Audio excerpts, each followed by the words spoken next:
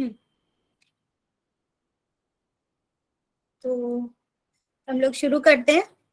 आज हम लोगों को पढ़ना था साइटेशन के बारे में, है ना। साइटेशन स्टाइल्स के बारे में, और साइटेशन एक्चुअली क्या है ये तो मैंने आपको बताया था, डॉक्यूमेंटेशन भी बताया था। तो कुछ याद है?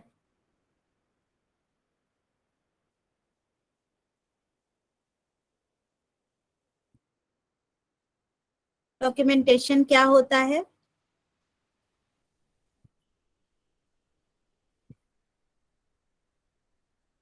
साइटेशन क्या है?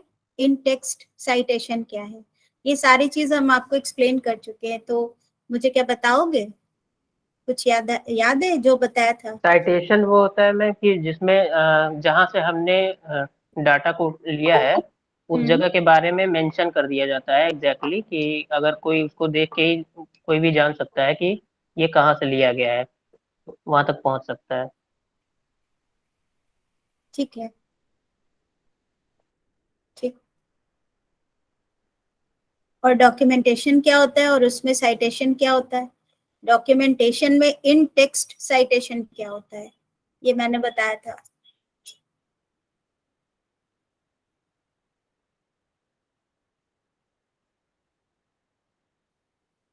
हम्म, बताओ।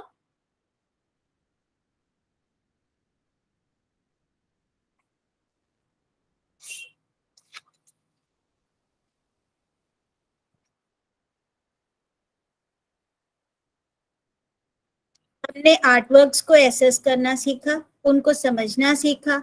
एसेस करने का मतलब उनकी वैल्यू नहीं, उनकी आर्टिस्टिक वैल्यू, है ना, कैसे बनाया गया है, उनका एप्रिसिएशन करना सीखा। पहले तो ये समझा कि हमें कौन कौन से पॉइंट्स, कौन कौन सी चीजों का ध्यान रखना है जब हम किसी भी आर्ट वर्क को अप्रिशिएट करते हैं। हम किसी भी विधा से हो सकते हैं, पेंटिंग से भी, स्कल्पचर से भी, किसी से भी।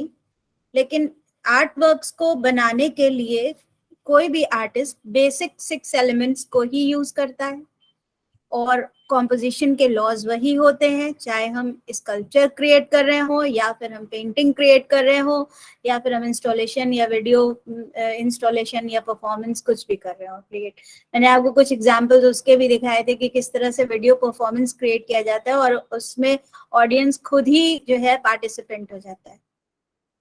तो ये सारी चीजों में आपने देखा कि किस तरह से मीडियम को एक्सप्लॉइट करने की, मीडियम को यूज करने का जो अभी तरीका है, किस तरह से अभी आर्टिस्ट जो है वो सिर्फ एलिमेंट्स को ही नहीं यूज कर रहा है, उन मीडियम्स को भी यूज कर रहा है। या फिर आपने ये भी देखा होगा कि एक्सप्रेशन को इतना ज्यादा महत्व देते हैं कि उन्होंने जैसे वो एक वीडियो परफॉर्मेंस हमने दिखाया था आपको, सोनिया खुराना का, वो क्लिप्स थे वीडियो परफॉर्मेंस के, कि एक रूम के अंदर एक लेडी है, एक स्त्री है, और वो फ्लाई करने की कोशिश कर रही है, और कर पा रही है या नहीं कर पा रही है ये तो हम वीडियो देख करके ही जान पाते हैं, पर वो एक कोशिश कर रही है, और उसके बाद में, उस कोशिश के बाद में वो उस जहां पर उड़ने की कोशिश करती है वहां पर गिर जाती है। लास्ट क्लिप में हमको ये दिखता है।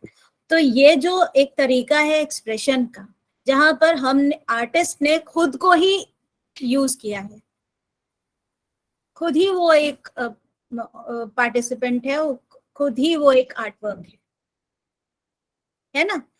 तो अब ये तो नहीं कह सकते कि ये जो परफॉर्मेंस है इसको हम जो हमारी ट्रेडिशनल मीडियम्स है परफॉर्मेंस के, सिनेमा, है ना, और ये आपका फीचर फिल्म या डॉक्यूमेंट्री फिल्म, या आपका जो डायस के ऊपर या स्टेज के ऊपर या स्ट्रीट्स के ऊपर जो परफॉर्म किए जाते हैं, उस तरह का तो कुछ है नहीं है इसमें। तो एक शॉर्ट क्लिप है, पर्टिकुलर कुछ टाइम का एक वीडियो जो है वो शूट किया गया है, और आर्टिस्ट ने अपनी बात कह दी और बात खत्म, और उसके बाद उसको गैलरी में डिस्प्ले कर दिया गया।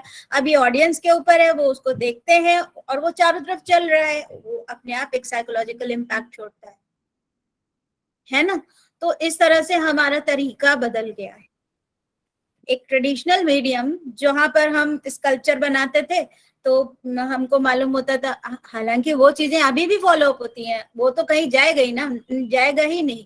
बेसिक जो है हमारा वो कैसे हम छोड़ सकते हैं, स्केचिंग करते हैं, अगर पेंटिंग क्रिएट करना है तो भी हम स्केच करते हैं, स्कल्पचर क्रिएट करना है तो भी हम स्केच करते हैं, वो रहेगा ही। लेकिन अभी जो हमारा प्रेजेंटेशन है आर्ट वर्क्स का, वो कितना डिफरेंट हो गया है, मीडियम्स का यूज कितना डिफरेंट हो गया है, और किस तरह से इन सारी चीजों को हम यूज कर रहे हैं, को एक्सप्रेस कर रहे हैं, अपने क्या चीज एक्सप्रेस कर रहे हैं चारों तरफ से, एक अपना एनवायरनमेंट एक्सप्रेस कर रहे हैं, या अपना इनर एनवायरनमेंट, या अपना इनर कुछ चीज है वो एक्सप्रेस कर रहे हैं, या हम जैसे अगर हम कहते हैं सिटीस्केप, एक आर्टिस्ट की पेंटिंग है तो उसने ऑब्वियसली उसमें सिटी के बारे में बहुत कुछ बनाया होगा, तो किस तरह से वो उसमें शहर की बातों को एक्सप्रेस कर रहा है। आप एक बार गुलाम मोहम्मद शेख के आर्टवर्क्स देखिए, उन्होंने शहर ही शहर बनाया है। तो इस तरह से जब हमको एक्सप्रेशंस के इतने वेरियस फॉर्म्स मिल रहे हैं, तो और इमोशंस के इतने वेरियस फॉर्म्स मिल रहे हैं, और आर्टिस्ट के ऊपर है कि वो क्या चीज अपनी पेंटिंग में इंक्लूड कर रहा है एक्सप्रेस करने के लिए, और कौन सा मीडियम को यूज कर रहा है, और खुद कैसे वो उसका एक पार्ट बन जा रहा है। ये सारा चीज हमने देखा, और फिर उसको एक पर्टिकुलर फॉर्मेट में लिखना सीखा। अब डॉक्यूमेंटेशन दो तरह का था, मैंने बताया, एक तो विजिबल, वो विजुअल, और दूसरा आपका रिटन फॉर्मेट में। चाहे हम विजुअली उसको डॉक्यूमेंट करें, चाहे हम वर्बली ये टेक्सुअली करें, या हम उसके शॉर्ट क्लिप्स दें, जो भी करें, या ऑडियोज लें, जो भी करें डॉक्यूमेंटेशन में, हमको ये सारी चीजें इंक्लूड करनी होती हैं। और जब हम टेक्सुअल डॉक्यूमेंटेशन की बात करते हैं तो उसका एक पर्टिकुलर फॉर्मेट होता है। तो हमने आपको बताया था कि रिसर्च पेपर का फॉर्मेट क्या होगा, आगे हम आपको थीसिस का भी फॉर्मेट बता देंगे, लेकिन अभी पहले हम लोग रिसर्च पेपर का फॉर्मेट हम लोगों ने लिखा था, नोट डाउन किया था, जिसमें हमको ये मालूम है कि हमें क्या क्या लिखना होता है एक रिसर्च पेपर जब हम लिखते हैं तो उसके लिए। तो बताओ क्या क्या लिखना होता है, कौन कौन से टॉपिक्स होते हैं?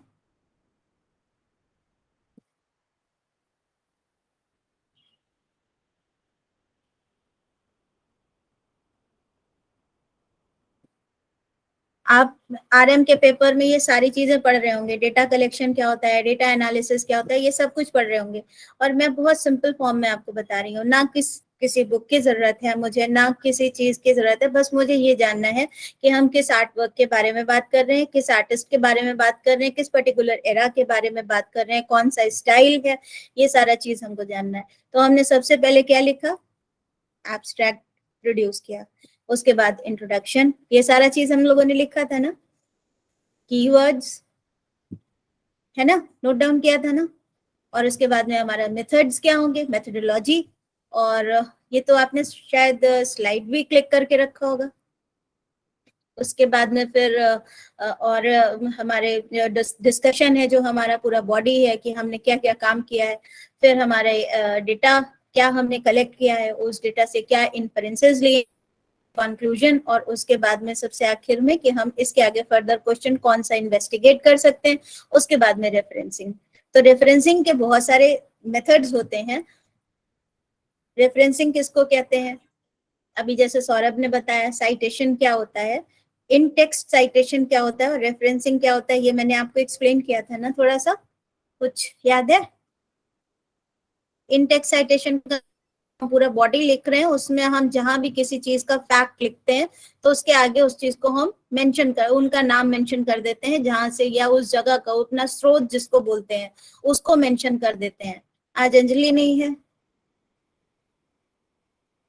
वो मुझे इसलिए याद आ गई क्योंकि वो हमेशा कहती है मुझे इंग्लिश में नहीं, आप हिंदी में समझा दीजिए। तो जैसे ये हम लोग उस जगह के स्रोत के बारे में बात कर रहे होते हैं कि मान लीजिए हमारे पास में एक बुक है, द मीनिंग ऑफ आर्ट, ठीक है। अब इसमें मैंने एक ये चीज मैंने मान लीजिए कोट किया किसी भी अपने आर्टिकल में, form does not imply regularity और सिमेट्री और any kind of fixed proportion, ठीक है।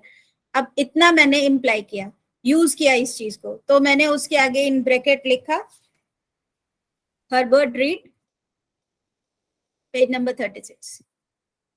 एक तरीका ये है, दूसरा तरीका है Herbert read, meaning of art, the meaning of art, page number 36। तीसरा तरीका है हर्बर्ट रीड, पेज नंबर 36, और ये लिखा गया 1972। ठीक है, तो इस तरह से हम साइटेशन मैम एक क्वेश्चन था मैम, हाँ वो जो बेटा। मैंने आपको पेंटिंग्स भेजा था वो द रेफ्ट ऑफ मेडुसा का, मैम उसमें जो क्या कहते हैं बैकग्राउंड, जो हिस्टोरिकल बैकग्राउंड था उसके नीचे मैंने बुक्स का नाम मेंशन किया था, तो मैम वो इन टेक्स्ट में आएगा? In text citation. जी ma'am, okay ma'am, thank you.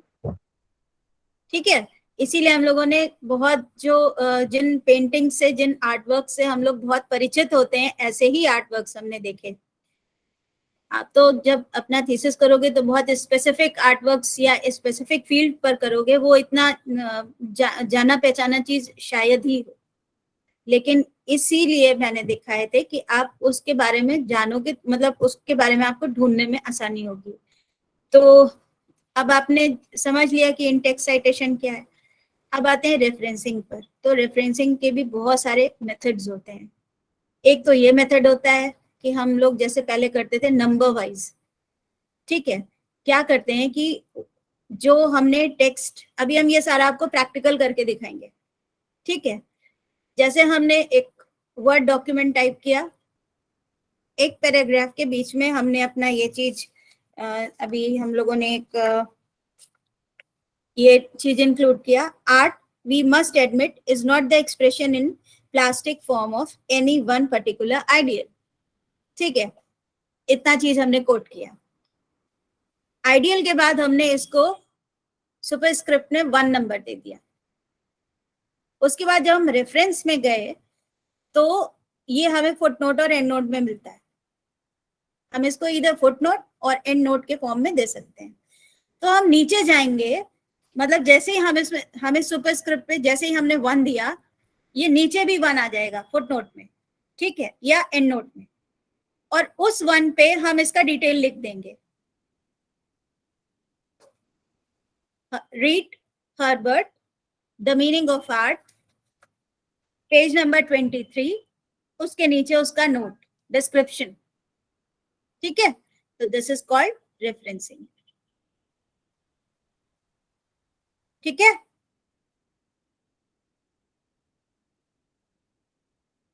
इतनी बात समझ में आई? अगर आई तो मुझे रिपीट करके बताओ, फिर यस मैं मैम। इसका भी करके बताते हैं। बताओ। मीन्स ये हुआ कि जो साइटेशन हमने दिया, जब वहां पे हमने मेंशन किया है, तो नीचे जो है, जो हम जिस पेज पे वो कर रहे हैं काम, सबसे नीचे उसके बारे में मतलब नंबरिंग आ जाएगी। ठीक है, उस नंबरिंग, जिस नंबरिंग पे हम कर रहे हैं साइटेशन, उस नंबरिंग पे फिर उसके बारे में जो फुल इंफॉर्मेशन है वो हम डाल देते हैं। तो वो रिफरेंसिंग हो जाती है कि हमने इसी इसी बुक से लिया है, और उसके बारे में थोड़ा और चीजें डिटेल में रहती हैं। चलो इसको देखते हैं। ठीक है,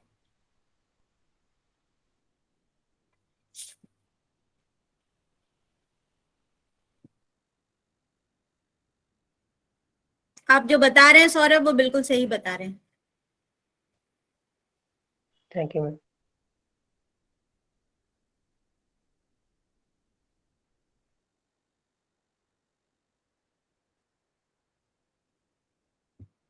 हम लोग सबसे पहले फुटनोट और एंड नोट की बात कर रहे हैं। ठीक है, मान लीजिए हमने ये लिखा,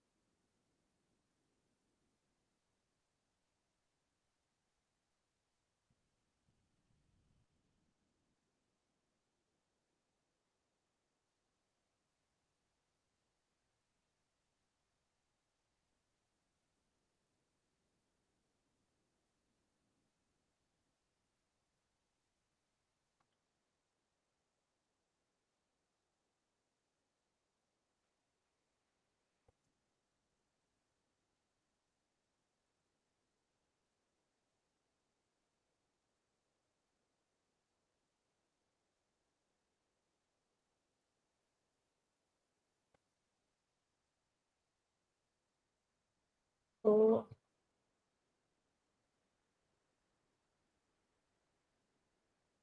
ठीक, art we must admit not the expression in plastic form of any one particular ideal. It is the expression of any ideal that the artist can realize.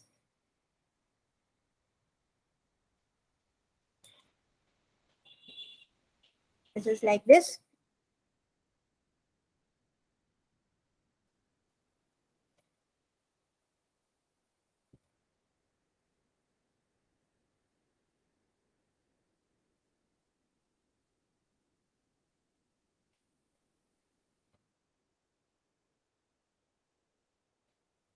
This is in text citation. ठीक है, दूसरा method ये रहा.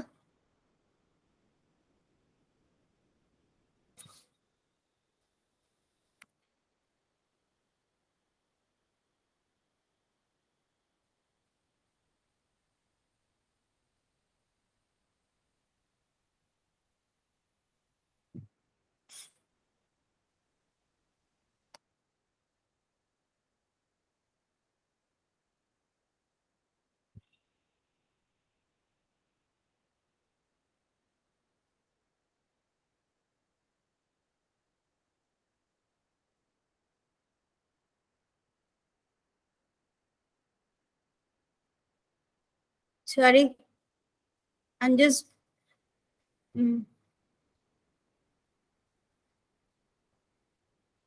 मैं शायद गलत जगह पर ढूंढ रही हूँ.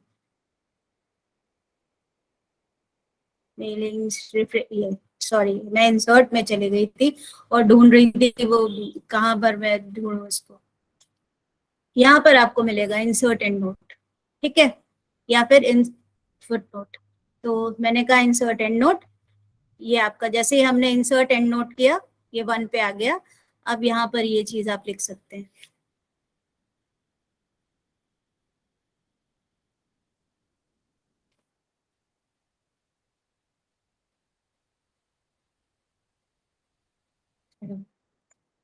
Peter Bird, 23, 1972. ठीक, उसके बाद आप इसके बारे में डिस्क्रिप्शन भी लिख सकते हैं. It refers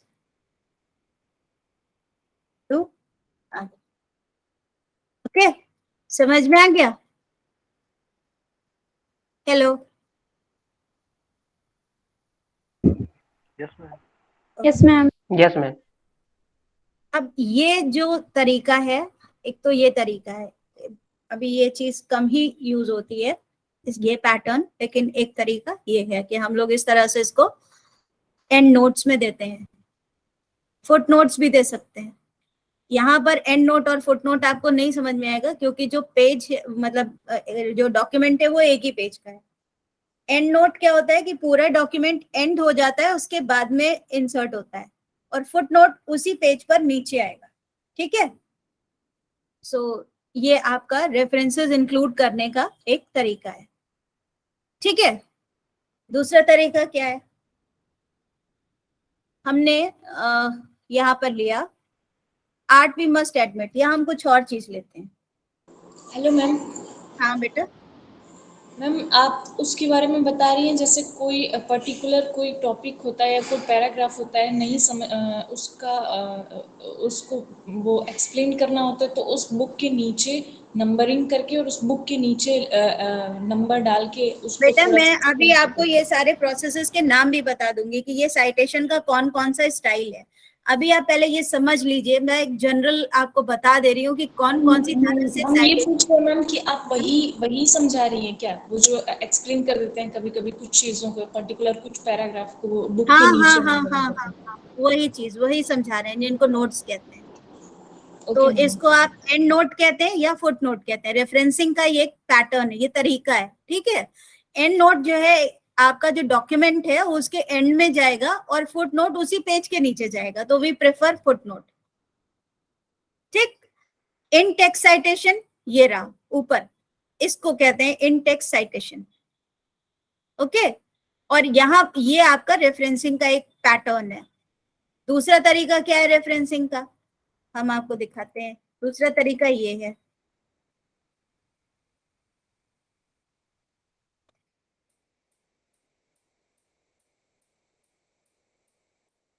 ठीक है, that artist can realize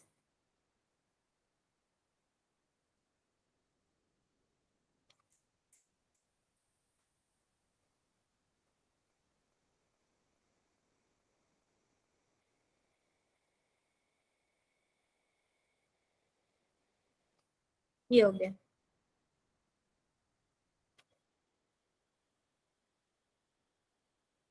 दूसरा तरीका ये है, और उसके बाद में जब हम यहाँ पे रेफरेंस करते हैं और सॉरी रेफरेंसेस करते हैं, और उसके नीचे जब अब हमें यहाँ पर मान लीजिए 3 और 4 बुक्स के बारे में लिखना है, तो वन इज जो हमारे पास में अभी है, the meaning of art,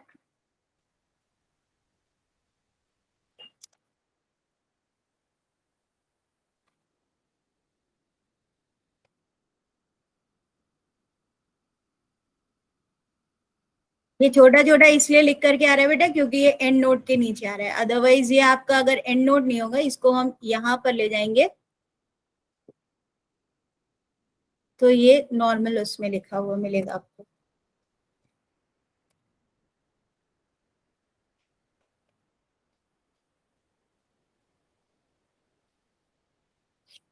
normal fonts में आ गया, ठीक है।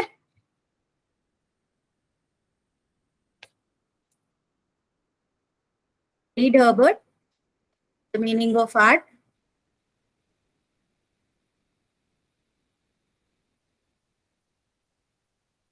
पेंगुइन,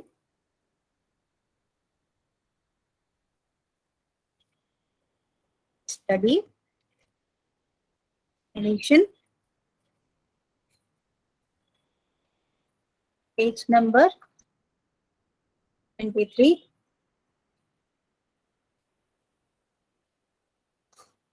और कहाँ पब्लिश हुई है, Penguin books,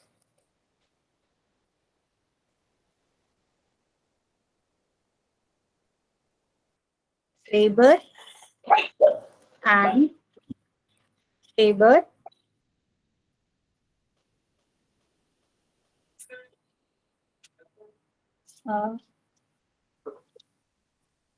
London 1972. Okay.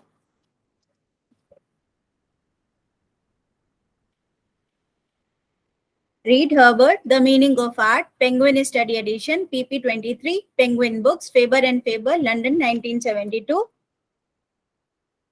Print. ठीक है।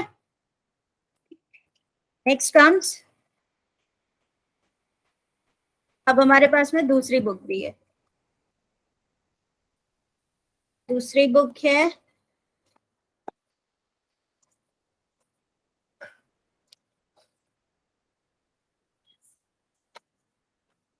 इसमें से मैंने लिया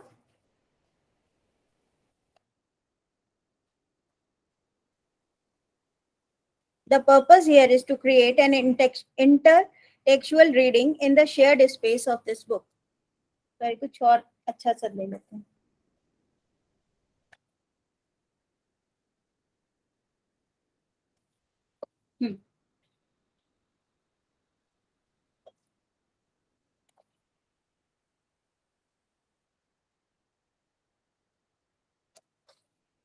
ये रहा,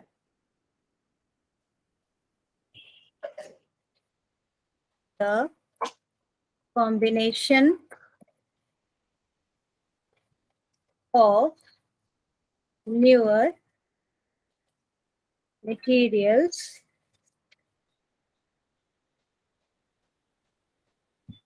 and images with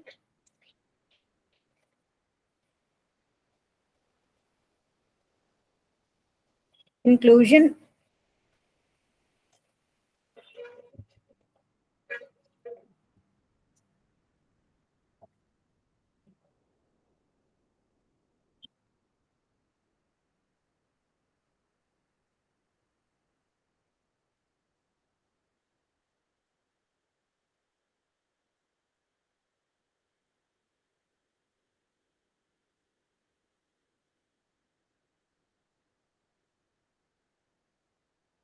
and art galleries, right? अब हमारे पास में यहाँ पर इन टेक्स्ट साइटेशन है,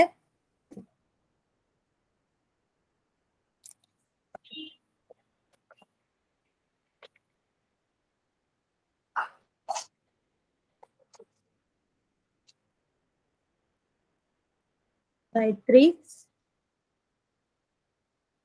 सिन्हा, EP11, या फिर इसको डायरेक्टली हम यहाँ पर लेते हैं,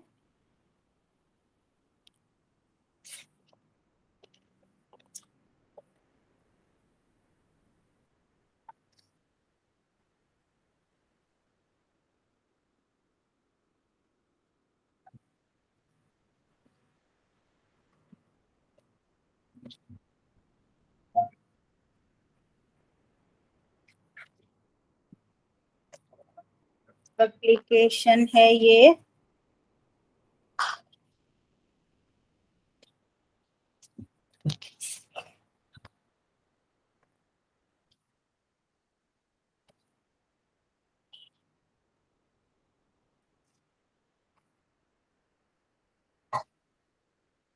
नाइनटीन 92, ठीक।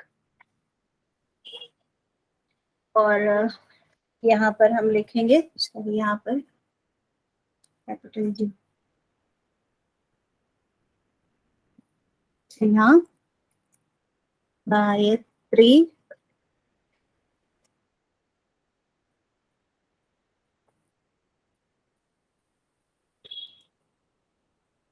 voices of change,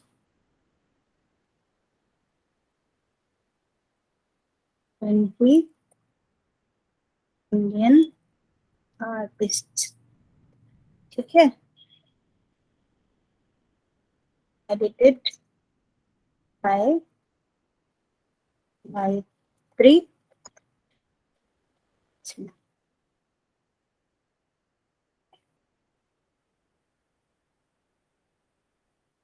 Production 11, publication Mark Publications,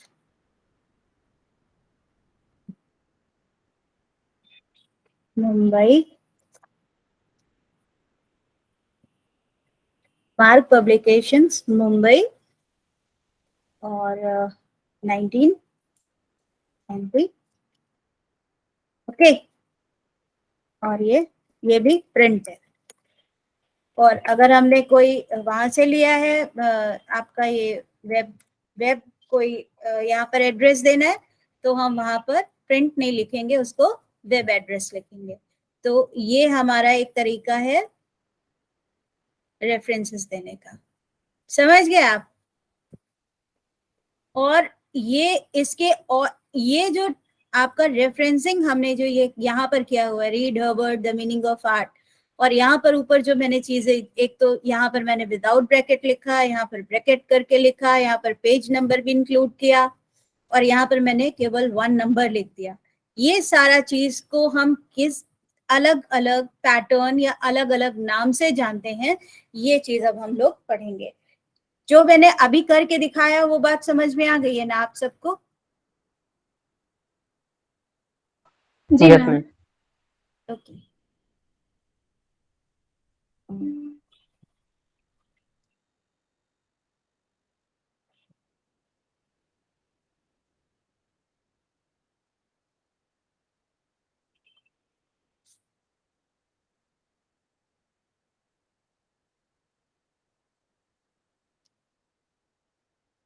ये समझ में आ गया ना कि हमने रेफरेंसिंग कैसे की, इन टेक्स्ट साइटेशंस कैसे लिखे, और उसके बाद में हमने जो एक तो मेथड था जिसमें हमने नंबर्स इंक्लूड किए थे, है ना, 1 2 3 4 हमने सुपरस्क्रिप्ट नंबर दे दिए, और उसके बाद में वो जैसे ही हमने एंड नोट उसमें एंटर किया या फुट नोट एंटर किया, तो वहां पर हमको पेज के नीचे या डॉक्यूमेंट के एंड में हमको वो चीज पूरा मिल गया।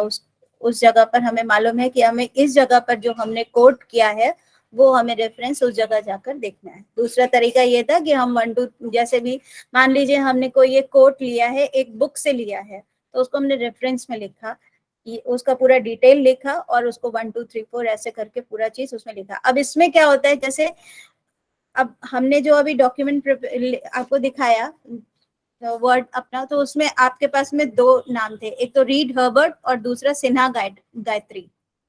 तो वो ऑटोमेटिकली आपका अल्फाबेटिकली होना चाहिए, ठीक है। ये नहीं होगा कि जो पहले रेफरेंस आ गया था वो हमने पहले लिखा, जैसे हम अभी पहले वाले में कर रहे थे 1 2 3 4, उसमें हमारे पास में अल्फाबेटिकली कुछ नहीं था। यहाँ पर ये सारे अल्फाबेटिकली है, हमने सिन्हा गायत्री बाद में लिखना है, रीड हर्बर्ट पहले लिखना है, RS, ठीक है, ABCDEFGH, इस तरह से हमें अल्फाबेटिकल ऑर्डर में लिखना है। अब हम लोग देखते हैं कि ये और कौन कौन से तरीके के हो सकते हैं, मतलब ये पैटर्न क्या क्या होता है और इनको कहते क्या क्या है। हम लोग अपने रिसर्च पेपर्स में यूज करते हैं, आर्ट्स एंड ह्यूमैनिटीज में, वो ये फॉर्मेट्स, ठीक है। तो मैंने आपको एक सेंड किया था, एक 2 लिंक्स सेंड किए थे, एक तो स्क्राइबर का था, तो स्क्राइबर पर आपने देखा होगा कि किस तरह से उसमें पूरा एक डिटेल दिया हुआ है कि क्या क्या यूज होता है, मतलब किस किस पैटर्न पे रेफरेंसेस इंक्लूड किए जा सकते हैं, कौन कौन से पैटर्न्स होते हैं साइटेशन के, ठीक है, देखा था ना उसमें। तो अब हम लोग और उनकी गाइडलाइंस होती हैं। तो अब हमारे पास में जब हम बात करते हैं कि पैटर्न्स क्या क्या होते हैं, तो सेट पैटर्न्स है हमारे पास में APA और MLA, ठीक है, और CMS जो जिसको हम लोग शिकागो भी कहते हैं, शिकागो मैनुअल स्टाइल। तो उसमें क्या होता है ना कि जो हम लोग फॉर्मेट्स यूज करते हैं, APA जो है वो साइंस और साइकोलॉजी के लिए है, या जो और एक सब्जेक्ट्स हैं ह्यूमैनिटीज के उनमें चला जाता है, लेकिन MLA स्टाइल को हम लोग आर्ट्स एंड ह्यूमैनिटीज में फॉलो अप लेते हैं उसका, या फिर अपने रेफरेंसेस इंक्लूड करने के लिए हम लोग शिकागो बुक स्टाइल भी यूज करते हैं, ठीक है। तो जैसे हमने जैसे हम लोगों ने उसमें पढ़ा है उस वेबसाइट पे, आपने इसीलिए मैंने वो पहले दिया था कि एक बार उसको आप रेफर कर लो, तो उसमें साइटेशन स्टाइल्स हैं, बहुत सारे हैं, like AAA, APA, APSA, MLA, Harvard, CSE, इस तरह से। उसमें न्यूमेरिकल साइटेशंस भी हैं, जो मैंने अभी आपको करके दिखाया कि किस तरह से हम सुपरस्क्रिप्ट में 1 इंक्लूड करते हैं और उसके बाद वो रेफरेंस नीचे चला जाता है। ये बेसिकली साइंसेज में यूज होता है, लेकिन अभी तक हम लोग भी यूज करते थे, लेकिन अभी जब पूरा एक अच्छे से डिफाइंड फॉर्मेट हमें मालूम है कि हमें MLA यूज करना है पैटर्न, तो MLA का फॉर्मेट वही है जो सबसे पहला था। आपको केवल ऑथर का नाम देना है, साथ में आपको केवल उसका ईयर देना है, नथिंग एल्स, ठीक है। जस्ट वेट, 1 मिनट के लिए रुक जाइए, मैं आगे कंटिन्यू कर रही हूँ।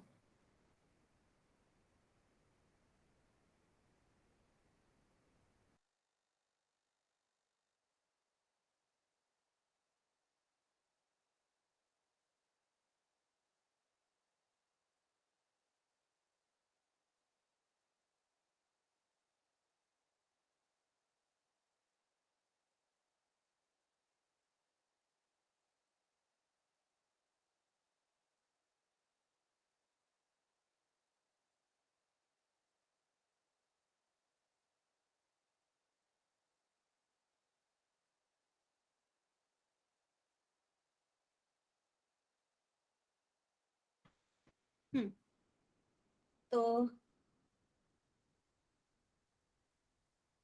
इसमें बहुत सारे तरह से है। अच्छा, एक चीज और भी, a citation style is a set of guidelines और how to cite sources। ये मैं आपको PDF सेंड कर दे रही हूँ, ठीक है।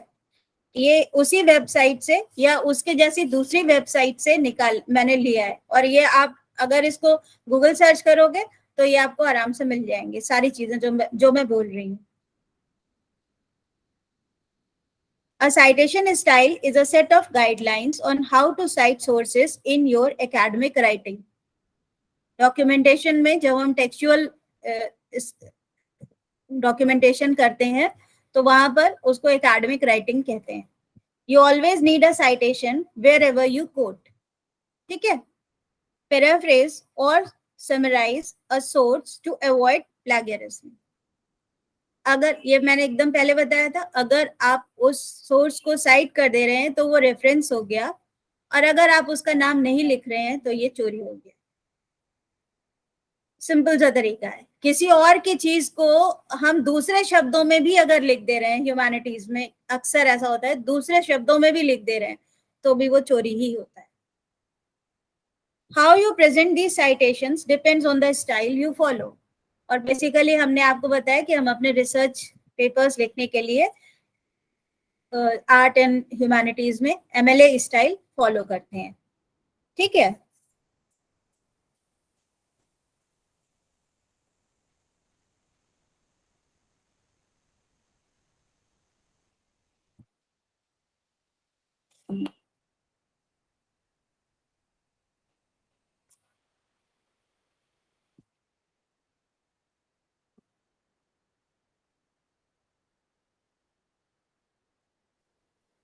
ये हम लोग कर चुके थे। Research is creation of new knowledge with the use of existing knowledge in a new and creative way so as to generate new concepts, methodologies, and understandings.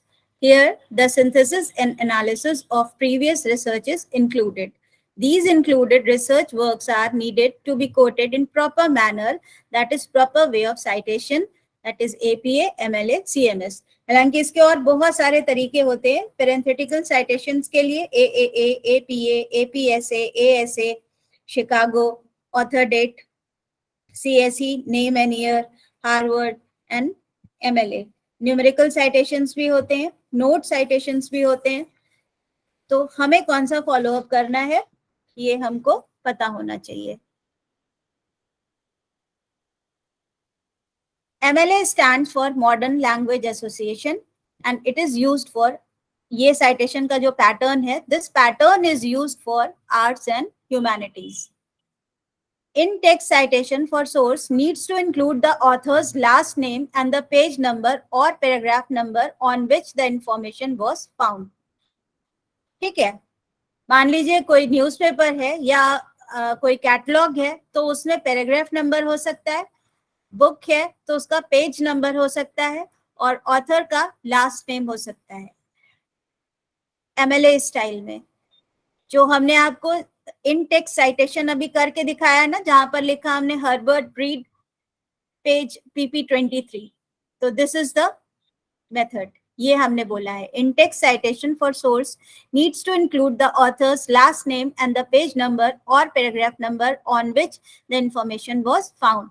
आप लोग समझ पा रहे हैं, हमने आपको अभी वर्ड डॉक्यूमेंट क्रिएट करके इसीलिए दिखाया था कि यहाँ पर जो हम करेंगे वो आपको समझ में आ जाए कि वर्ड पर हमने मतलब कैसे क्रिएट किया है, कैसे करना है। ये हमने इसीलिए वर्ड पर क्रिएट करके पहले दिखाया था आपको, है ना? समझ में आ रहा है ना? Hello, yes ma'am. Yes ma'am. okay. For example, in the pictorial arts, the form of architecture and sculpture exist in actual three-dimensional space. The form of painting and of its relative drawing, engraving and the like exist almost wholly on the two-dimensional surface. अब ये हमने कहीं से coat लिया है, ठीक है, और किसी बुक से, और उसके जो ऑथर हैं वो हैं तानसे, G. Richard, Ann Kleiner and S. Fred. Page number है 17। ओके, ये आपका MLA का इन-टेक्स्ट साइटेशन है और इसका रेफरेंस कैसे लिखा जाएगा ये भी हमने आपको दिखा दिया है, और ये भी हमने आपको बता दिया है कि ये जो चीज है, ये जो रेफरेंसिंग का पैटर्न होगा ये अल्फाबेटिकल होगा। कैसे लिखेंगे? Tansey, Richard G and Kleiner, Fred S, page number 17 या जो भी आपका बुक का नाम है, पहले वो, फिर पब्लिशर, फिर पेज सॉरी पेज, और उसके बाद में जिस डेट पर पब्लिश हुई है, जिस जगह पर पब्लिश हुई है, जिस डेट पर पब्लिश हुई है, और सबसे आखिर में आपका ये जो प्रिंट। अगर आपने कोई वेब एड्रेस दिया है तो वेब एड्रेस कैसे टाइप करेंगे हम वो भी आपको दिखा दे रहे हैं। और APA stands for American Psychological Association and it is used for social sciences या फिर basically psychology के लिए। CMS stand for Chicago manual style, और ये बुक पब्लिशिंग के लिए यूज होता है। ओके, इन टेक्स्ट साइटेशन वो मैंने आपको अभी करके दिखाया। In the pictorial arts the form of architecture, ये हमारा कोट है, और इन टेक्स्ट साइटेशन ये है पैन से यहां से लेकर यहां तक। अब ये हमारा ये पैरेंथेटिकल साइटेशन है, इसमें हमने क्या यूज किया है, ये कैसे हम ब्रैकेट्स यूज कर सकते हैं, दिस वन। ओके, और इसको लिखने का हमारा, इसको कोट करने का हमारा दूसरा तरीका क्या है, Tansey, G. Richard and Kleiner, S. Fred in their documentation of about the pictorial art observe that the form of architecture and so on। ये बिल्कुल उसी तरह से अगर हम हिंदी में इसको बोले कि हर्बर्ट रीड के अनुसार कला में फॉर्म क्या है, ठीक है, या आप हिंदी के जो ये कनेक्टिंग वर्ड्स हो सकते हैं वो डिफरेंट हो सकते हैं। पिक्टोरियल आर्ट ऑब्जर्व, ऑब्जर्व का मतलब हो गया आपका यहाँ पर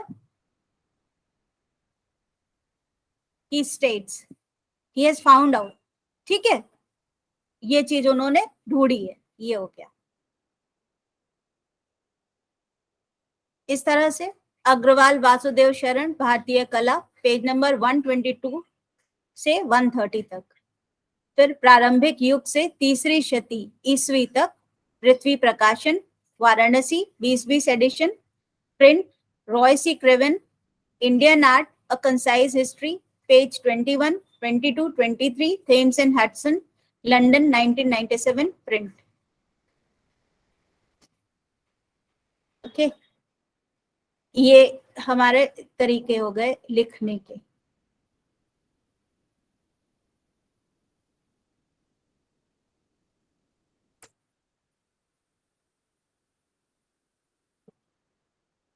फर्स्ट मेथड ये है, ये देने के लिए वहां पर इन टेक्स्ट साइटेशन, दूसरा ये रेफरेंसिंग के लिए ये सारे तरीके, और मैंने आपको बताया था ना कि किस तरह से हम लोग यूज कर सकते हैं ये वेब गूगल लिंक्स को। हम आपको कहीं से कॉपी करके दिखाते हैं, एक मिनट, एक गूगल लिंक अभी हम कॉपी करके दिखाते हैं आपको।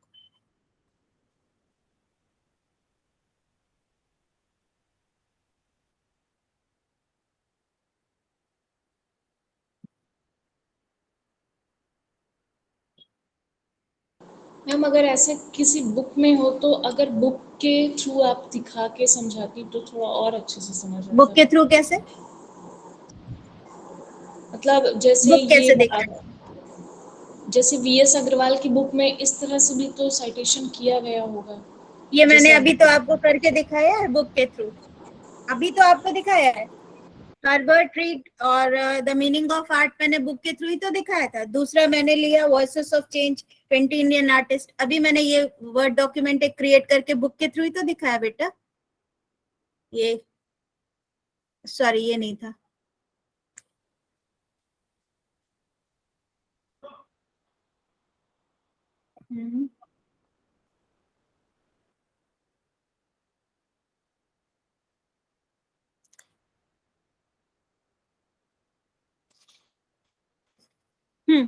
ये जो हम लोगों ने किया है ये बुक के थ्रू ही तो किया है बेटा। वो मैंने आपको एक पैटर्न बताया कि इस तरह से लिखा है, इसीलिए यहाँ पर मैंने करके पहले बता दिया था। अब या तो फिर मैं वो वासुदेव शरण अग्रवाल की बुक लेकर के आऊं और फिर उसमें से लिख करके दिखाऊं आपको। मेरे पास में रीड की बुक थी तो मैंने वो कर दिया। क्या इससे नहीं समझ में आया है? हेलो सिद्धिदात्री। वो मुझे ना थोड़ा वो समझ नहीं आ रहा था कि एक्चुअली वो देखो बेटा मान लीजिए मैंने एक कोट लिया है यहाँ पर, ठीक है, मेरा पूरा एक बॉडी है उसमें मैंने ये कोट किया हुआ है, art we must admit not the expression in plastic form of any one particular ideal, it is the expression of any ideal that artist can realise. ये हमारा कोट है, ठीक है। कोट का मतलब हमने इसको किसको क्या कहते हैं, मतलब उद्धरण जिसको कहते हैं, वो कहीं से लिया है। वो बुक का नाम जो भी है, देखो मैंने बोला था ना अभी कि MLA का जो मैंने फॉर्मेट यूज किया था तो उसमें क्या है कि लास्ट नेम लिखना है रीड और किस ईयर में पब्लिश हुआ है, और एक और फॉर्मेट, एक तो मैंने आपको बताया ऑथर एंड डेट। जब हम ऑथर एंड डेट में करते हैं टाइप्स ऑफ साइटेशन में, तो हाँ शिकागो में ऑथर एंड डेट, तो ये हमारा पैटर्न है। एमएलए फॉर्मेट में हम इसको इस तरह से लिखेंगे, रीड, जो अभी मैंने यहाँ पे लिख के दिखाया, हर्बर्ट रीड, पीपी 23 1972। तो यही मैं बता रही हूँ कि ये मैंने डिफरेंट पैटर्न्स आपको यहाँ पर करके दिखा दिए कि या तो इस तरह से कर सकते हैं, इस तरह से कर सकते हैं, इस तरह से कर सकते हैं, और इस तरह से कर सकते हैं। ये मैंने आपको सब करके दिखा दिया है यहाँ पर। अब हम इसको वहां पर बात कर रहे हैं कि ये कौन कौन से स्टाइल्स हैं। अब कंफ्यूजन तो नहीं है, समझ में आ गया? हम समझ रहे हैं मैम, यस मैम। अब पहले मुझे लगता है आप कंफ्यूज हो गए थे, है ना? तो हाँ, मुझे आपको एक वो भी दिखाना है। मैं कहाँ से आपको दिखाऊं निकाल के लिंक?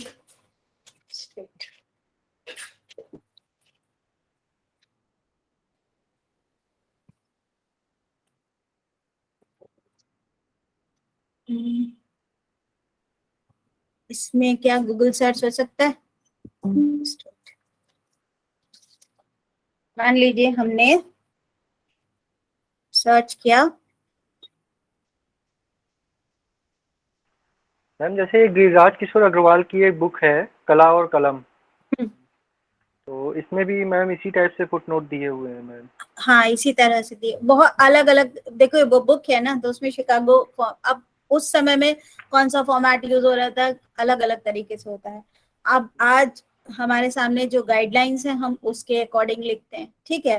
मान लीजिए आपने लिखा था राफ्ट ऑफ मेड्यूसा, ठीक है, और सॉरी, तो ये हमारे पास में लिंक है, राफ्ट ऑफ मेड्यूसा का ये लिंक हमें एक मिला है, ठीक। हमने क्या किया, ये हमारी कॉपी,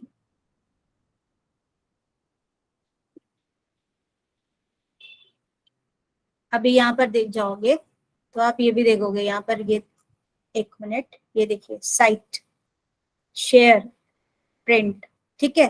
तो अगर हम यहाँ पर साइट पर जाएंगे तो आपको एक साइटेबल लिंक मिल जाएगा यहाँ से, ओके। हम अब यहाँ आते हैं और इसको यहाँ पर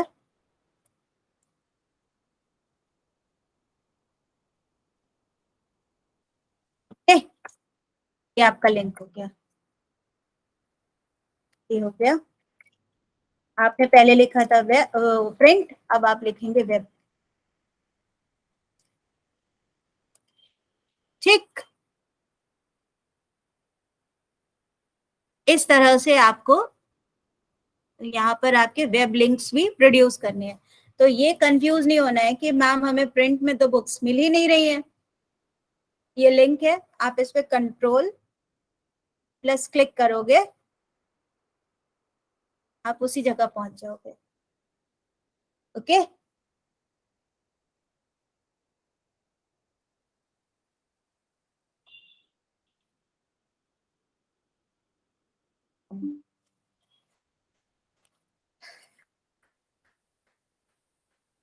तो बात समझ में आई कि हम लोग अलग अलग तरह से ये लिंक्स को साइटेशन का पैटर्न यूज कर सकते हैं, और इनको हमें प्रेजेंट कैसे करना है।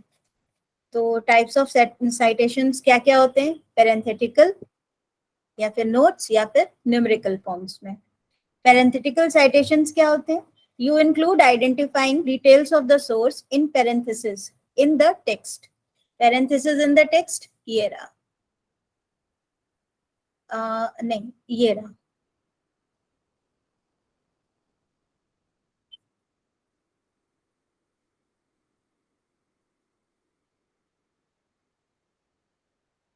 ये ये रहा, ये जो पैटर्न है ना, इसको कहते हैं, ये जो चीज है parenthetical citation, You include identifying details of the source in parentheses in the text, usually the author's last name and the publication date. Tansey G. Richard and Kleiner S. Fred, in their documentation of about the pictorial art, observe the form of architecture. जो भी आपका coat है वो पूरा करते हैं और उसके बाद में ये चीज Tansey G Richard and Kleiner S Fred page number 17 ये इंक्लूड कर देते हैं। तो ये आपका पैरेंथेटिकल साइटेशन है। न्यूमेरिकल साइटेशन ये रहा आपका, I've shown you this one. Art, we must admit, not the expression in plastic form of any one particular ideal. It is the expression of any ideal that artist can realize. अब यहाँ हमने एक and note जो है वो include किया हुआ है। नोट साइटेशंस, या जहां पर हम एंड नोट यूज करते हैं उस जगह पर हम नोट्स लिख सकते हैं। इस जगह पर ये नीचे साइटेशंस में रीड रेफर्स टू या रीड ऑब्जर्व्स या रीड सेज या रीड इंक्लूड्स या रीड वांट्स टू से, या इस तरह से कुछ भी आप लिख सकते हैं। ये हिंदी में आपके वर्ड्स दूसरे हो सकते हैं, जो भी आप यूज करना चाहें। ह्यूमैनिटीज के लिए शिकागो नोट्स, बिब्लियोग्राफी के लिए हार्वर्ड एमएलए स्टाइल्स यूज किए जाते हैं। ठीक है, अब हम लोग एपीए रेफरेंस एंट्री कैसे की जाती है। एपीए रेफरेंस एंट्री में जो हमने ये वाला पैटर्न देखा था, ऑलमोस्ट ये पैटर्न चलेगा, जिसमें हमने लिखा रीड हर्बर्ट, इसको 2 या 3 जहां पर हम नाम ले रहे हैं वो ये चीज, ये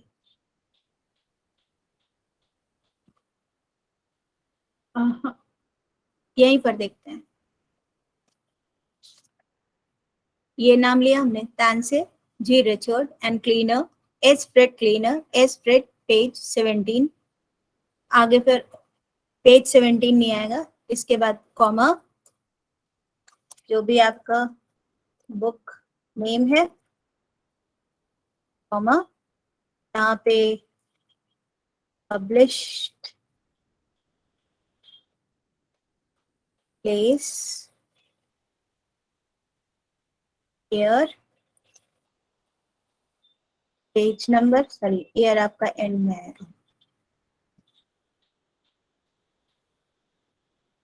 ठीक है, तो ये आपका हो गया।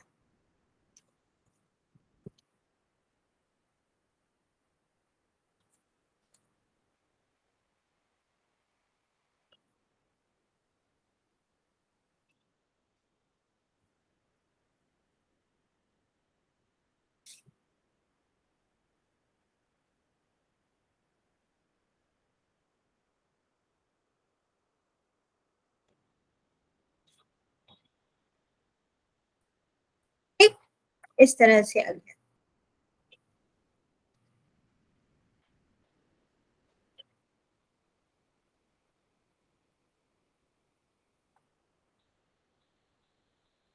ये आपका एपीए का फॉर्मेट हो गया।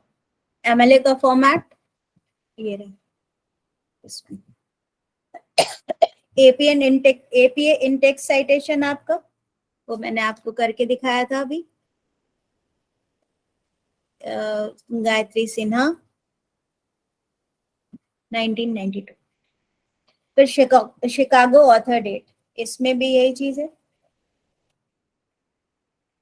Chicago author date Gayatri Sinha and जो भी दूसरे ऑथर हैं या सिंगल ऑथर है तो सिर्फ गायत्री सिन्हा 1992। फिर शिकागो नोट्स एंड बिब्लियोग्राफी, इसमें शिकागो मैनुअल स्टाइल के अकॉर्डिंग जो बिब्लियोग्राफी का पैटर्न है वो दिया जाता है। और वो बिब्लियोग्राफी का पैटर्न ऐसे होगा जैसे ये हम लोगों ने रेफरेंसेस लिखे थे, इसी तरह से उसमें लिखना है, बस अलग अलग पैटर्न्स होते हैं। वो मैं आपको यहाँ पे टाइप करके नहीं दिखा रही हूँ, वो मैं आपको पूरा एक पीडीएफ सेंड कर दे रही हूँ so that you can understand कि इस तरह से हम इसको लिख सकते हैं। शिकागो मैनुअल स्टाइल में कैसे होगा, हार्वर्ड बिब्लियोग्राफी की एंट्री कैसे होगी, एमएलए का फॉर्मेट क्या होगा और एमएलए का इंटेक्स साइटेशन क्या होगा, ये तीनों आपको मैं पैटर्न्स लिख करके अभी मतलब ये पूरा पीडीएफ में आपको सेंड कर दे रही हूँ फोटोग्राफ्स। अब ये आपके हो गए डॉक्यूमेंटेशन के पैटर्न्स। ये हो गया आपका। एक चीज मुझे जो समझानी थी वो थी कि एमएलए स्टाइल में कैसे रेफरेंसेस इंक्लूड किए जाते हैं, और वो मैंने समझा दिया है।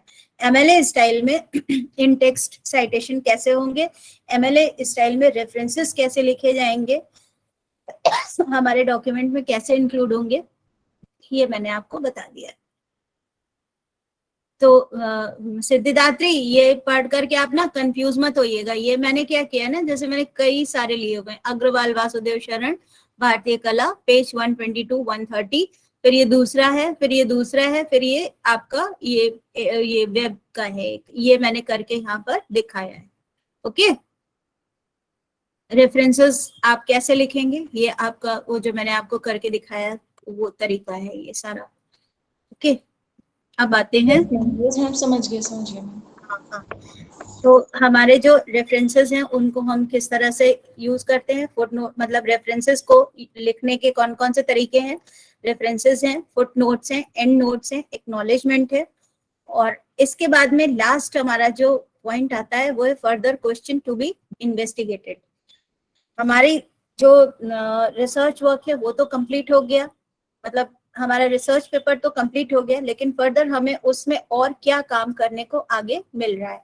अब मान लीजिए हमने इंडियन फॉर्म के ऊपर कुछ काम किया, इंडियन आर्ट में फॉर्म के डिपिक्शन पर कुछ काम किया, तो हमने मान लीजिए एंशिएंट इंडियन आर्ट में फॉर्म के डिपिक्शन पर हम काम कर रहे हैं, तो हम आगे ये क्वेश्चन इन्वेस्टिगेट कर सकते हैं कि ये फॉर्म को जो जिस तरह से डिपिक्ट किया गया वो आगे मिडिवल आर्ट में किस तरह से उसका क्या इम्पैक्ट पड़ा है। एक ये क्वेश्चन हम इंक्लूड कर सकते हैं, दूसरा क्वेश्चन और भी कुछ हो सकता है, तीसरा और भी कुछ हो सकता है। तो इस तरह से सारे ही रिसर्च वर्क्स में हमारे पास में आगे फर्दर रिसर्च करने के ऑप्शंस रहते हैं, और वो क्या हो सकते हैं ये हमारे पास हमको वहां पर मेंशन करना होता है। राइट, अब बात आती है प्लेगियरिज्म पर।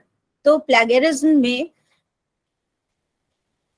हमने जैसा कि बताया कि साइटेशंस अगर आप नहीं देते हैं और किसी का पहले का लिखा हुआ फाइंडिंग आप उस जगह पर इंक्लूड कर देते हैं तो वो चोरी है।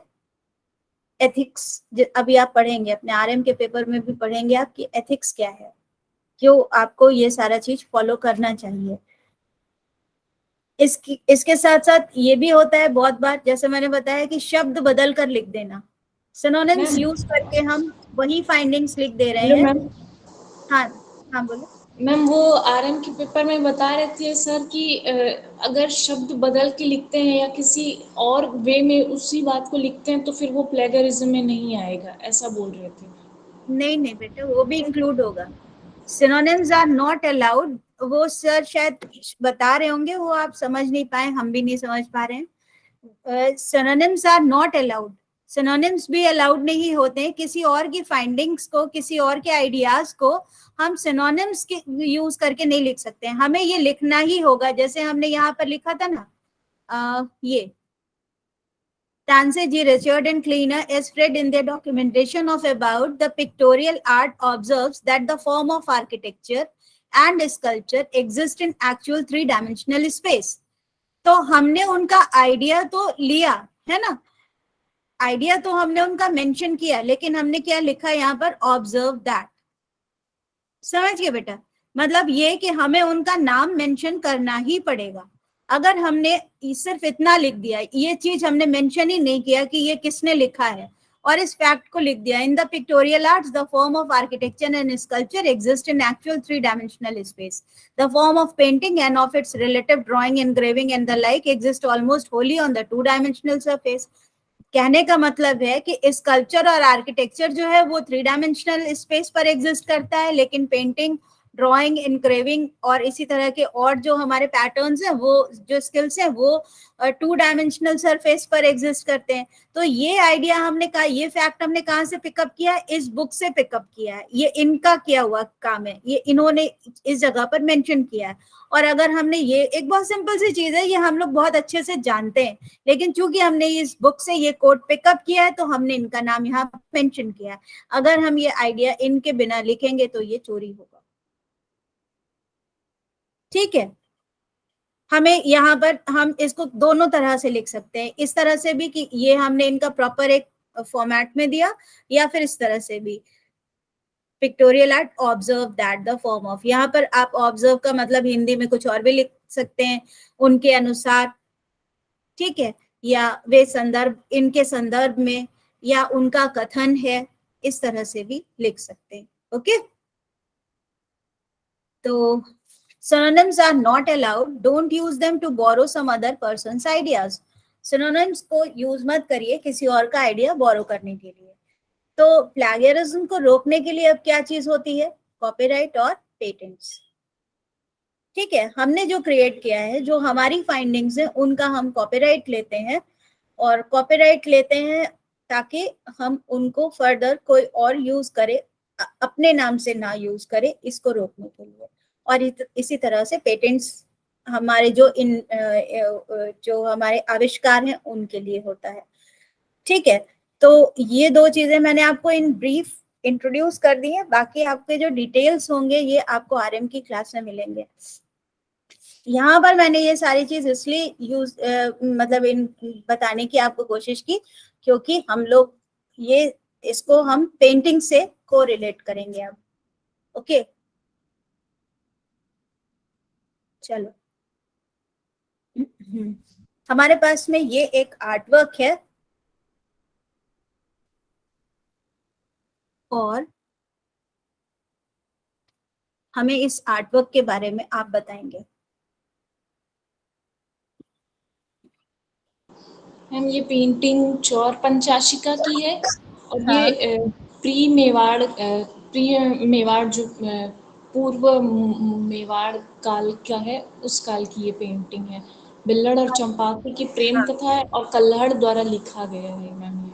ठीक है, मान लीजिए हमने विल्हड़ इस द्वारा लिखा गया है, क्या कह रहे हैं बेटा? मैम, विल्हड़ द्वारा लिखा गया है ना ये? विल्हड़ द्वारा लिखा गया है, कवि विल्हड़।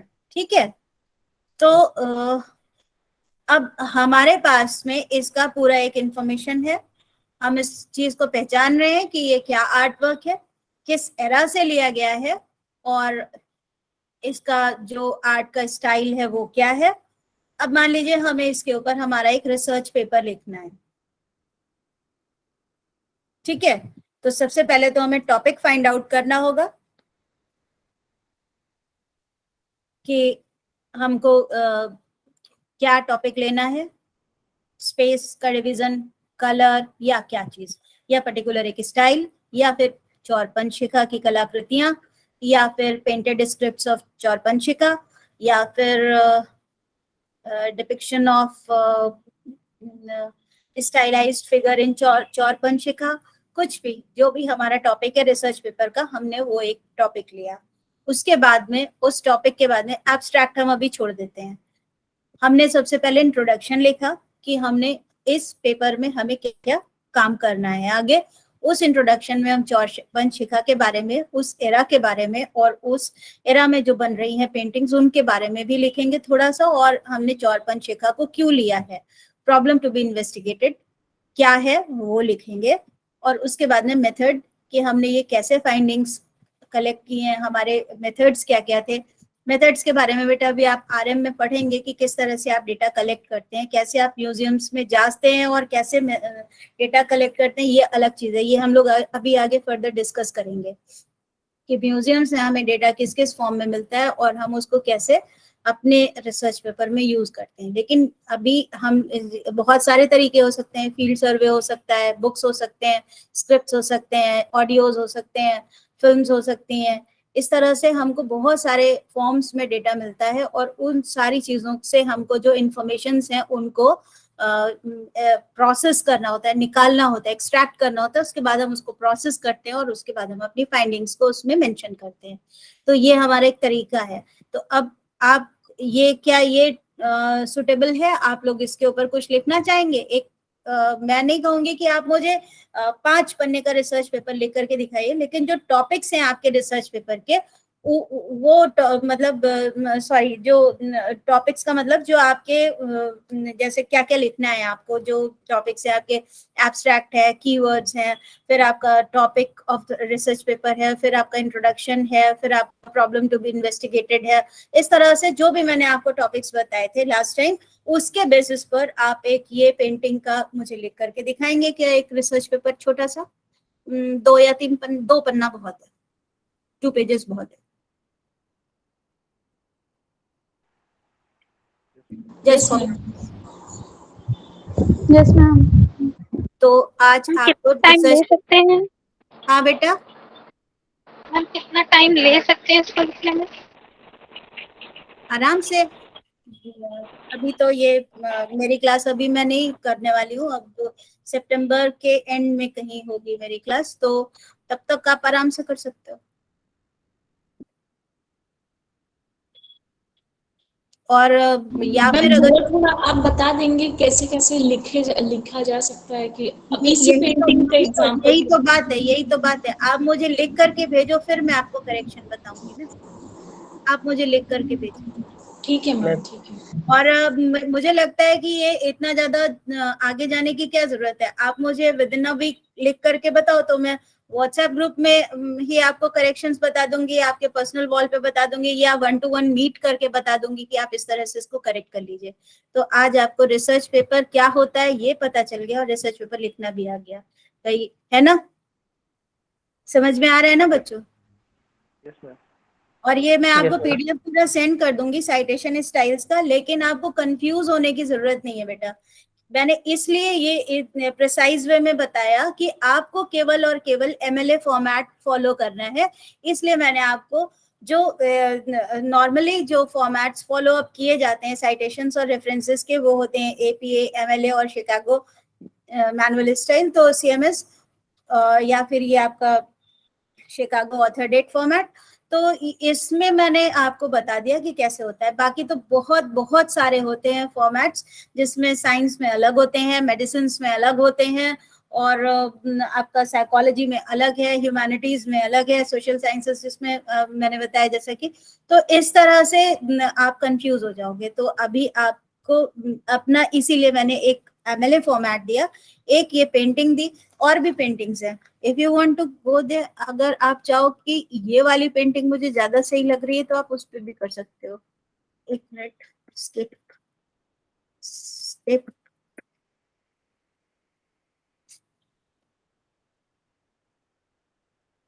एक ये पेंटिंग है,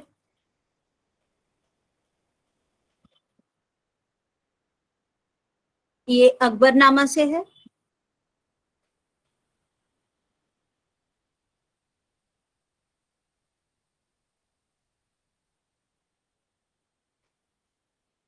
क्या इसमें बता सकते हो कि क्या हो रहा है?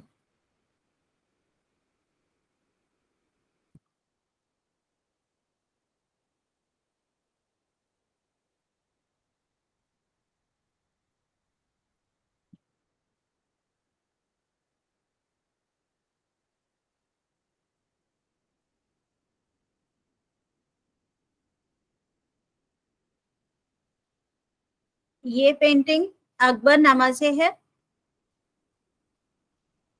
अकबर जो खो गया है, ये रहा,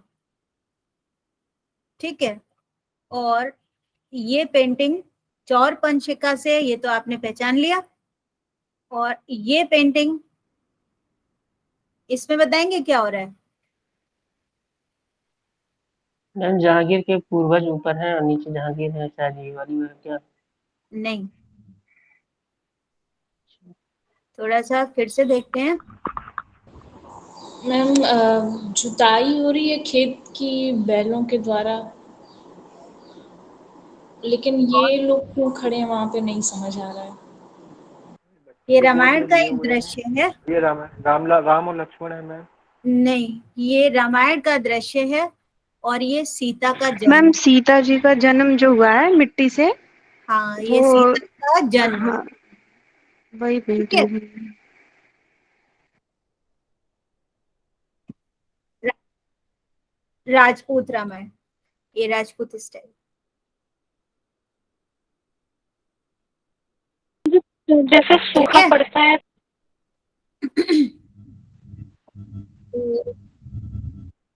मैम कहाँ से लिया गया मैम पेंटिंग को? हाँ हाँ हाँ। और मैम कहाँ से लिया गया इस पेंटिंग को? अब ये आप ढूंढिए। मैंने बता दिया ये राजपूत स्टाइल का है, रामायण से लिया गया है, सीता का जन्म है, शैली बता दी आपको। अब आप ढूंढिए कहाँ से लिया गया। नहीं ढूंढ पाएंगे तो हम पक्का बताएंगे। और ये वाला आर्टवर्क भी, ये भी पक्का बताएंगे।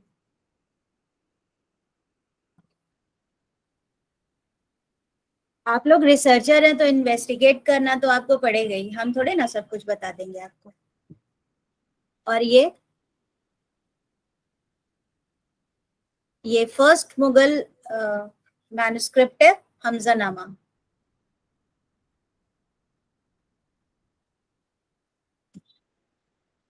ओके।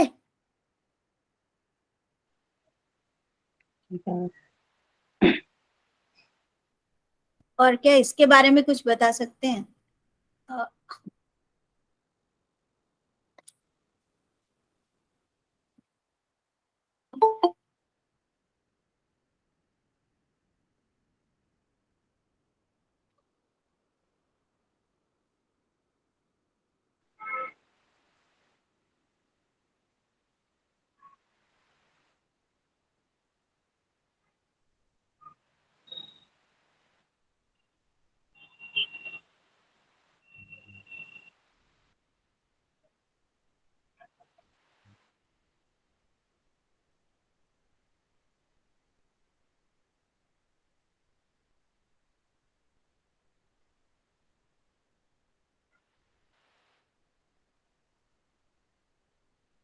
आपको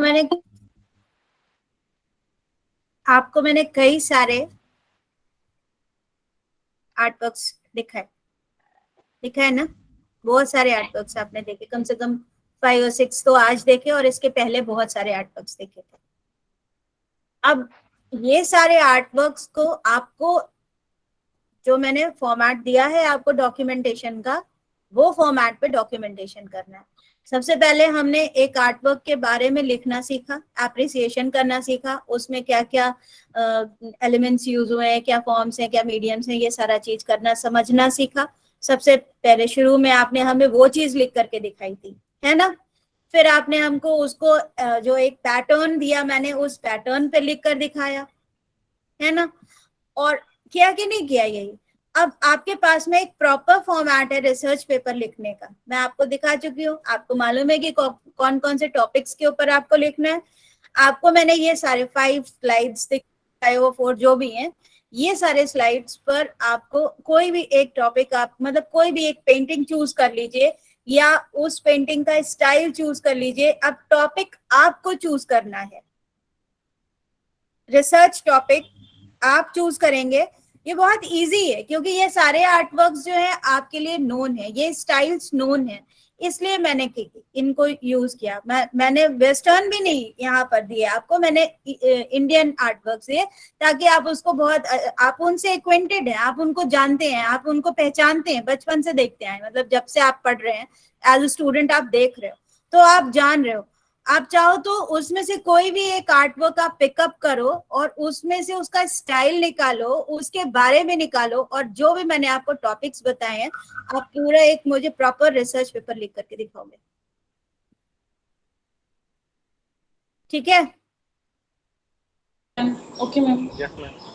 टॉपिक आपका है, टॉपिक आप। अब चूंकि पेंटिंग्स तो 4 और 5 हैं, स्टूडेंट्स ज्यादा हैं, तो एक ही पेंटिंग पर 2 या 3 लोग भी लिख सकते हैं, और मुझे बहुत लेंदी नहीं चाहिए, 2 या 3 पेजेस बहुत है। बस आपके पास में, मैं चाहती हूँ कि आपको वो सारे टॉपिक्स आ जाएं, उन पर लिखना आ जाए। बाकी तो आपको आरएम की क्लास में बहुत अच्छे से सारा सब कुछ बताया जाएगा, ये मैं चाहती हूँ आपको ये चीज करना आ जाए। इसके बाद में मैं इतना आप लिख लोगे, उसके बाद में आप अपना एक कोई भी टॉपिक चूज करो, एक रिसर्च पेपर एक प्रॉपर लिखो, उसको आप पब्लिश कैसे करोगे वो मैं बताती हूँ, और किस रिसर्च पेपर में पब्लिश करोगे वो बताती हूँ, ठीक है। मैम वो कब तक करवा सकते हैं जो अपना रिसर्च पेपर पब्लिश करवाना होगा? मैं आपको पूरा सितंबर का टाइम दे रही हूँ, अभी पहले आप ये मुझे करके दिखाओ, फिर मैं आपको बताती हूँ। तो आप एक टॉपिक वाइज एक अच्छा 4 और 5 पेजेस पर आप एक डिस्क्रिप्टिव अपना आर्टिकल, रिसर्च आर्टिकल लिख सकते हैं। उसके बाद में जब वो मुझे लगेगा कि हाँ आपने लिख लिया है अच्छा, क्योंकि आप सभी लोग बहुत अच्छा लिखते हैं, ये मैंने देख लिया है। आप सबका जो कैपेसिटी है लिखने की ना, वो सबकी बहुत अच्छी है, बहुत अच्छा लिख रहे हैं। बस प्रवीण ने मुझे अभी तक कुछ नहीं लिख के दिखाया। तो इस तरह से हम लोग पहले लिखना सीखेंगे, उसके बाद में आई will be telling you the मतलब सो एड्रेस जहां आप उसको पब्लिश कर सकते हैं। मैं 2 या 3 एड्रेसेस दे दूंगी, आप उस जगह पर उसको भेजिए, कंफर्म हो जाएगा, आपके पास कंफर्मेशन आएगा, उसके बाद में वो पब्लिश होगा। तो आप एक मेथड पता हो जाएगा कि रिसर्च पेपर को कैसे लिखना है, कैसे उसको पब्लिश करना है। ये हमारे सर ने ये चीज बोली थी कि डे 1 से स्टूडेंट को पता होना चाहिए कि उसको रिसर्च पेपर लिखना है और पब्लिश करना। मैम 2 पब्लिश करवाना है ना रिसर्च पेपर? एक ही करवाना है? हाँ, और मैंने आपको एकदम पहले की क्लास में बताया था कि आप एक कोई भी टॉपिक चूज कर लीजिए और आप उसके ऊपर एक फील्ड सर्वे करिए। फील्ड सर्वे करने का मतलब होता है कि आपने एक, जैसे अभी यहाँ पर आपने क्या किया, एक पेंटिंग को देखा। अब उस पेंटिंग को देखने के बाद मैंने कहा अब आपके ऊपर है सोचना कि इसमें आप किस टॉपिक पर लिखेंगे। इस पेंटिंग में बहुत सारी चीजें हो सकती हैं, कलर्स हो सकता है, स्टाइल हो सकता है, मतलब आर्टिस्ट के बारे में हो सकता है, उसका एरा में क्या क्या काम हो रहे थे उसके बारे में हो सकता है। तो ये बहुत सारी चीजें हो सकती हैं। अभी आपको सोचना है कि आप कौन सा चीज पिकअप कर रहे हो। अब आपको सोचना है कि वो सारा चीज आप किस तरह से लिखोगे, और मुझको केवल 1, 2 या 3 पेजेस का आप मुझे एक रिसर्च पेपर लिख करके दिखाएंगे। फील्ड सर्वे में क्या होगा, आप पहले प्रॉब्लम आइडेंटिफाई करोगे, पर्पस ऑफ स्टडी बताओगे, अपना मेथड्स बताओगे। वो तब आप कर पाओगे जब आप आरएम की थोड़ी क्लासेस ले लेंगे कि मेथड्स क्या क्या होते हैं डेटा कलेक्शन के। आपको जब ये पता हो जाएगा कि आप किस तरह से प्रॉब्लम को आइडेंटिफाई कर सकते हैं एक पर्टिकुलर ग्रुप में, एक पर्टिकुलर क्लस्टर में। अब आप जहां से भी हैं, मान लीजिए आपके घर के आसपास कुछ कुम्हार हैं जो एक पर्टिकुलर शेप का कुछ आर्टिफैक्ट क्रिएट करते हैं, या कुछ स्कल्पटर्स हैं जो एक पर्टिकुलर शेप का कुछ स्कल्पचर क्रिएट करते हैं, या खिलौने बनाते हैं, या कढ़ाई होती है। ये हम लोगों ने उस दिन भी डिस्कस किया था कि अलग अलग क्षेत्र में अलग अलग तरह के काम होते हैं। या म्यूजियम है, कोई म्यूजियम में जा करके आप आइडेंटिफाई कर रहे हो कि हमें इस आर्ट वर्क के ऊपर काम करना है, तो आप म्यूजियम में गए, आपने उस म्यूजियम में जा करके मैंने बताया कि आपको कौन कौन सा डेटा किस किस फॉर्म में मिल सकता है, कैटलॉग्स मिल सकते हैं, एंट्री मिल सकती है, बिल्स मिल सकते हैं, ये सारा चीज कैसे मिल सकता है। तो ये सारा चीज का आप पूरा डॉक्यूमेंटेशन करोगे कि आपने कैसे कैसे निकाला, इसको कहते हैं सर्वे करना। ठीक है, ये काम आप करोगे, ये आपके असाइनमेंट्स हैं। फर्स्ट रिसर्च पेपर लिखना, उसको पब्लिश करना। दूसरा फील्ड वर्क करना, फील्ड वर्क का पूरा डेटा तैयार करना, आपने जो भी किया वो करना। बताइए Praveen. Praveen, you want to say anything? बताओ। Yes ma'am. हाँ बताओ। एक्चुअली में मैम कॉलेज में थे, इसलिए हो नहीं पा रहा था मुझसे। तो अभी जस्ट बस आए हैं, तो अभी हम बस कर रहे हैं सर, हम आपको दिखा रहे हैं। क्या दिखा रहे हैं बताइए। मैम जो रिसर्च आपने बोला है फील्ड वर्क के लिए, वो वाला, और जो आपने जो रिसर्च लिखने के लिए बोला है, किस कॉलेज में प्रवीण, किस कॉलेज में? मैम गोयल में पढ़ा रहे हैं। कहाँ? गोयल कॉलेज। गोयल कॉलेज कहाँ पर? लखनऊ में मैम। लखनऊ में। बहुत यस अच्छे। मैम। तो वो हम लोग का 4 बजे वहाँ से छुट्टी होती है, तो हम रास्ते में आपका लेक्चर सुनते हुए आते हैं। और फिर अभी जस्ट अभी पहुंचे हैं घर पे, तो इसीलिए बस आपसे बात हो रही है मैम लाइव। अच्छा ठीक है, that's तो okay, इसीलिए नहीं हो रहा, लेकिन मैम हम आपको दिखा देंगे। मतलब अभी लिखा है मैंने थोड़ा सा, लेकिन आज हम लिख के आपको अब जो भेज देंगे, व्हाट्सअप कर देंगे। मैं इसलिए कहती हूँ लिख करके दिखाइए, ताकि आप लोगों की कुछ गलती है तो वो हम बता सकते हैं। यस मैम, वही तो हमें भी अभी जब आप रिसर्च करेंगे, थीसिस तो आपके सुपरवाइजर के साथ ही होगी, आपको जो भी सुपरवाइजर मिलेंगे वो आपको बताएंगे, सारा चीज गाइड करेंगे कि कैसे लिखना है, कैसे सिनॉप्सिस करनी है, सब चीज बताएंगे। पर यहाँ तो मेरा काम आपको प्रैक्टिस सिनॉप्सिस करवाना, गाइडलाइंस बताना, ये सारा चीज है। तो वो हम आपको चाहते हैं कि आपको पता हो। फिर हम लोगों को सर ने भी ये इंस्ट्रक्शंस दिए थे कि आपको ये आना चाहिए कि किस तरह से आपको रिसर्च पेपर लिखना है, कैसे रिसर्च पेपर को फॉर्म करना है, कैसे उसको पब्लिश करना है।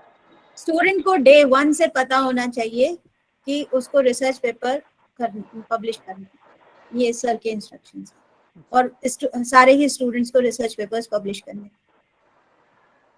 तो इसीलिए मैंने बहुत इजी, जो जितना मैं इजी कर सकती थी मैंने दिया कि आप ये जो पिक्चर्स हैं इनमें से आइडेंटिफाई कर लीजिए अपना मनपसंद आर्टवर्क और इसमें आप इसके ऊपर करिए। इसीलिए मैंने इंडियन आर्ट से आपको पिकअप करके दिखाया। ठीक है, ठीक तो मेरी समझ में बहुत डिफिकल्ट नहीं है ना? नहीं कर लेंगे मैम। हाँ, डॉक्यूमेंटेशन और भी तरह से हो सकता है। जब आर्टिस्ट प्रोजेक्ट करते हैं, जैसे आपने कोई प्रोजेक्ट किया, आपने अपने आर्ट वर्क्स क्रिएट किए, और वो आर्ट वर्क्स को क्रिएट करने का पूरा प्रोसेस,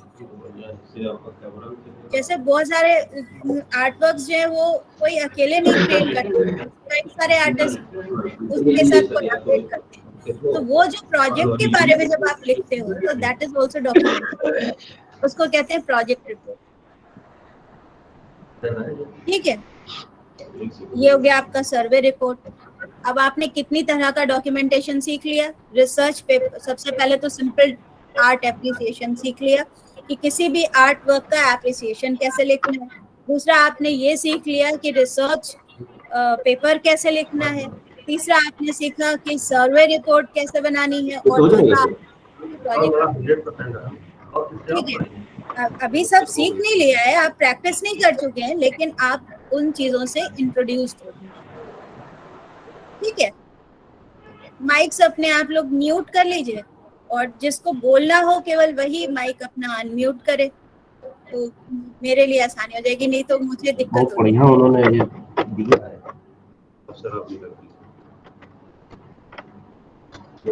सर माइक म्यूट कर लीजिए।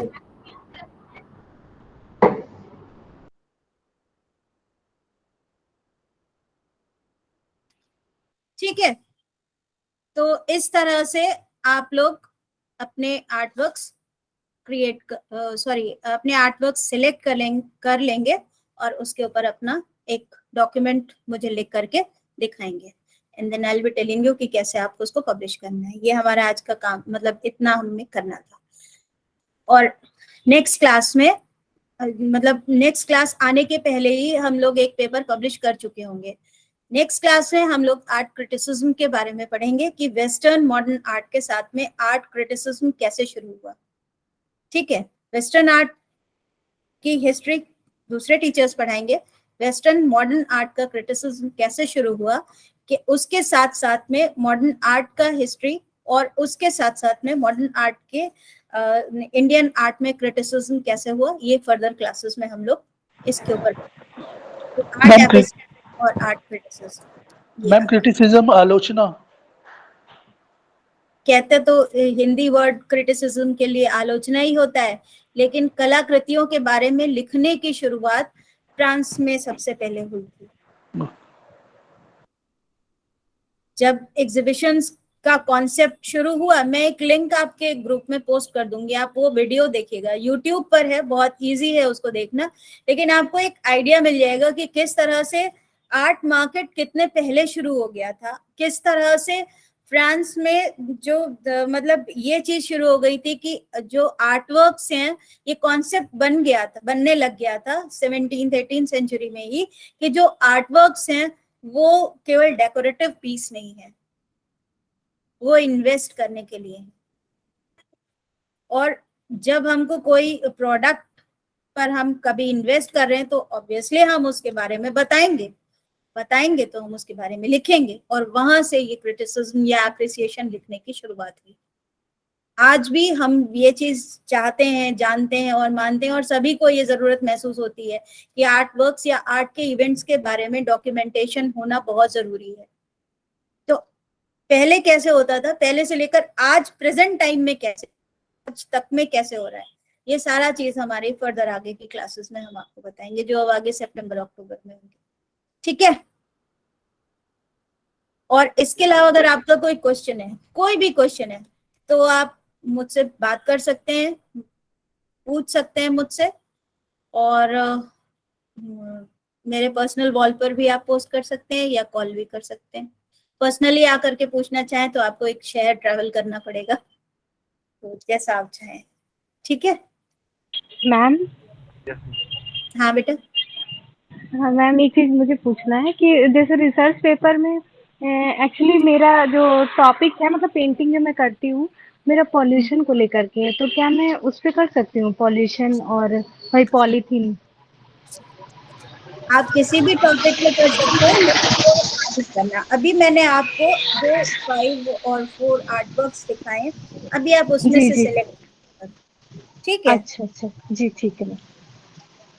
फिर आप बाद में, अभी आप जब अपना एक रिसर्च पेपर लिखोगे ना पब्लिकेशन के लिए, तब आप वो काम कर जी सकते जो आप बता जी, रहे हो। ठीक है ठीक। जी। ओके। हाँ। और सारे लोग अपना वीडियो ऑन करेंगे, ये कंपलसरी है, वीडियोस ऑन रखिए थोड़ी देर के लिए।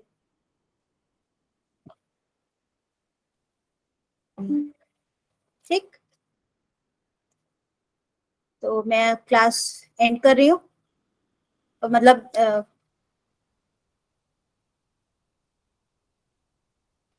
Ma'am, hello ma'am.